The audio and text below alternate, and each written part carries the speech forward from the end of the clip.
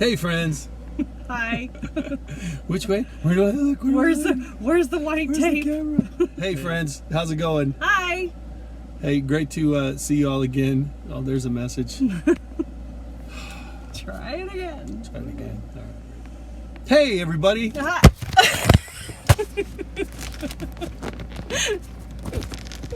This is working out so well. You've got to dream big, or don't dream at all.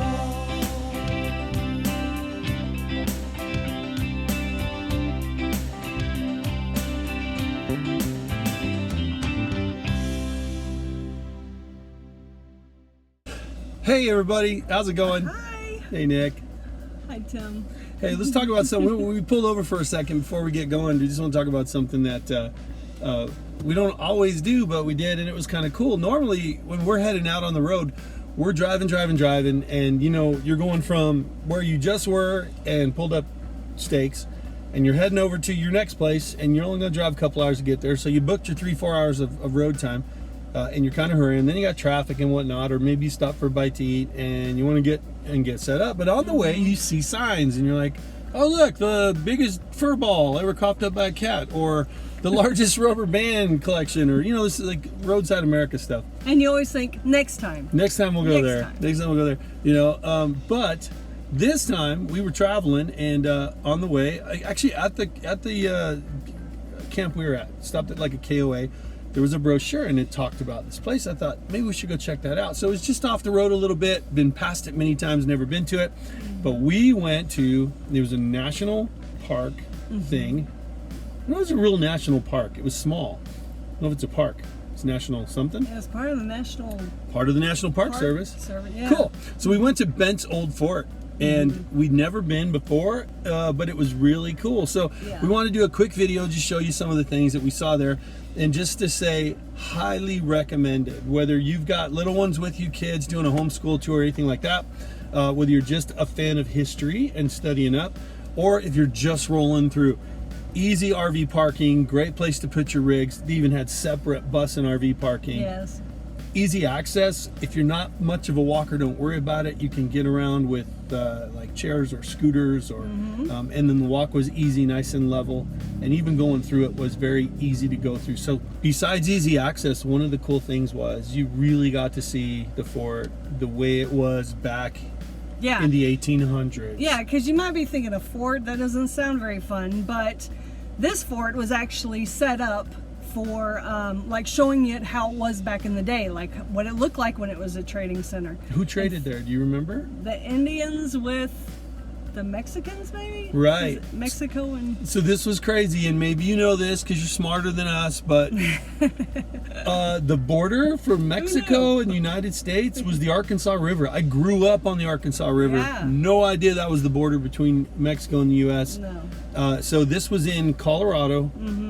On the way down as we're kind of getting towards Oklahoma. Yeah. And there's the Arkansas River, and right there on the border of the river was where the U.S. met Mexico, and that was the trading post where all of that commerce kind of happened. No Yeah. battling, no war stuff, just trade and business, and it was Yes. super interesting to see that. Yes, and they even showed the stuff that they traded. So there's a room for that. What was some of the trade stuff? Well, they had like skins and swords and that. Flour, coffee, regular Okay, yes. general store stuff, yeah. Yes. But then like beaver pelts. Yes. And buffalo hides and Yes. stuff that the Indians would bring in. Yeah, really, really cool. And they still And- had some of those there. Yeah, so it wasn't a war fort, it was a more trading fort. So that Yeah. was pretty cool. So that one was cool. What Yeah. other rooms were interesting there? They also showed like where they would sleep. You could go in and see like the room with all the tools and stuff that they The room used. with all the tools. Well, it'd be like a garage, but it It's really like- wasn't it's a like garage. You can. This was the garage. That would be the blacksmith shop. Blacksmith shop. Yes, the room with all the tools. Yes. Yeah. Well, Okay. that's- But that was really cool. So the blacksmith thing was cool.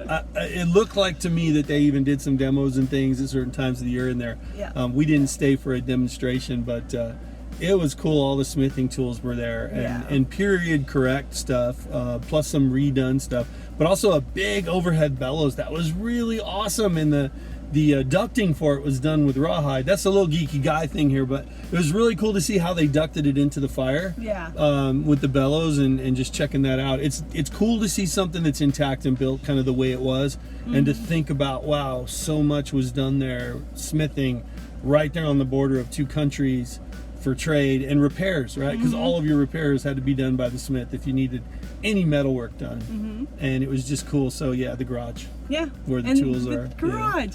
And then they had a well there showing where they got their water. That was super There, cool. yeah. They had the cannons, I guess, in case they did get attacked. They were for fighting, remember? Well, what were they if for? Their cannons are only for cannons. Signaling.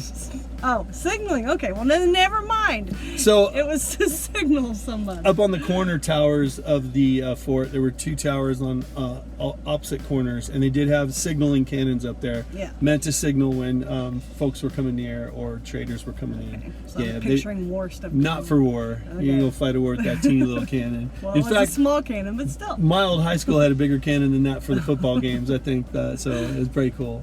Yeah, so that was neat. They also had some livestock there. We didn't get a lot of time. Yeah. We snuck up on the peacock. Yeah. Don't sneak up on peacocks. Not good. We kind of wish we would have let them loose. That would have been fun. That's a separate video. We're not going to do that one. I wasn't supposed to be where I was, and Mr. Peacock wouldn't, or Mrs. Peacock. I don't know. I can tell. Okay. Yeah. Anyways, so they had some livestock there. We didn't go back into the livestock spot. So the cool thing for us, we got there and there were school buses in the parking lot, right? Which normally they make us go like, no, we're out of here, you know. I'm telling you, God is good. Yeah, all the time, man. So we pulled up. There was one group of school kids coming out down the path, and there was another one that was just stopping and having their lunch before they go in. And I'm thinking, oh, we're gonna be in there with thousands of children. We boogered in, crossed paths with the first group. They were great kids, and then they were leaving as just us two were walking in. So they said, "Wow, that's good timing." We had the whole place to ourselves, pretty much. It was cool. And then when the kids came in, then we were heading out. So, but yeah, a really fun place for. And the people that checked you in, they were even dressed in period costumes too. So it was a neat fort. You know, I've been to forts before that was just, you know, dirt walls, and they're like, imagine if you can.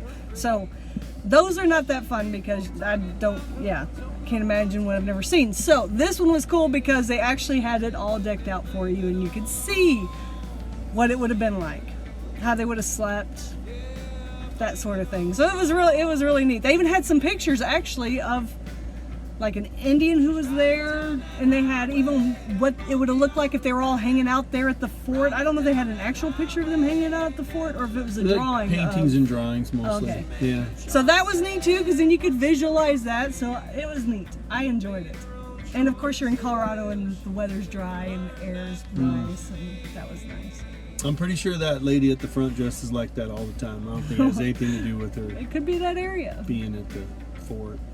Yeah. They got a nice little gift shop in there too, and we picked up this little token collection book that you drop in a token for every national park you visit. So we got our book. Yeah, I don't think I'm going to go to too many national parks, but all right. We're filling that sucker up. That's where all the big rig I know. regular folks cool go. Like them. Yeah, they're not as cool as us. We go to other places. Okay.